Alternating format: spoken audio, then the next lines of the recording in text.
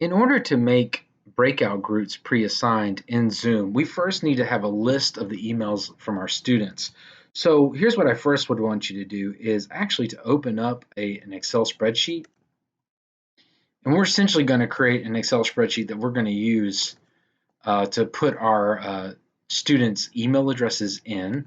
And so I'm going to save that as on my desktop. And this will be called class emails. Okay. I'm going to save that right in there. And then what I want to do is I want to get the emails from my students. The best way that I can right now see to get it is from Google Classroom. So I'm going to go into Google Classroom right now. And these are my students right here. I'm going to go to People, and I'm going to click on that. And then I'm going to hit the Actions button. So I'm going to click on this top one that selects all of them. And then I'm going to click on that and hit Email. And you're going to get all their emails up. Now, here's what you want to do is you kind of want to start over here at the very beginning of this BCC. Okay, and then highlight them all together and then copy them, right click and then press copy.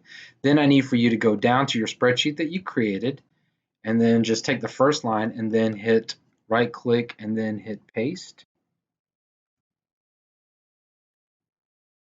And there you'll see everybody's emails are in there. So now I have a class full of emails, and you might want to, if you're a secondary teacher, depending on how many periods you have, you would then be able to put, if you add in a sheet for each one, those would be the periods that you have. Now that you've got that, let's go back to Zoom.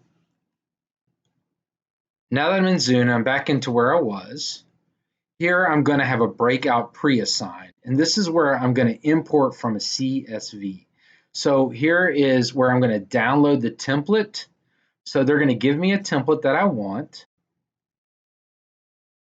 And you can see that this template already has the pre-assigned rooms.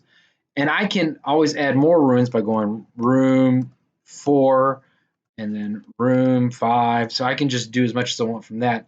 Then I'm going to go back up to my class email list. And then I'm going to start assigning rooms. So I'm going to copy that.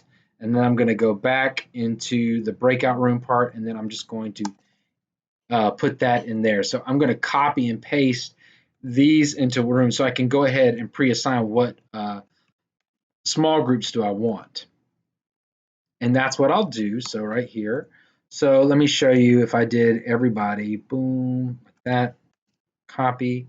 And then I just went back to the breakout templates and then just did that. So now I've got everybody here. And of course I can just, I'm just going to do this, which is going to make everybody's got a different room, which is fine right now. But of course, if I wanted to make them all room 1, all I got to do is change that 7 into 1, and I would have a room there. Okay, so it's really easy to have the rooms.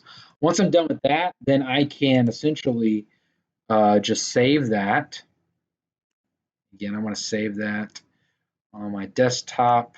You can save it where you want. And if it says Unicode text, we need to change that out. I'm going to save this to breakout groups, but make sure that you change it as a CSV.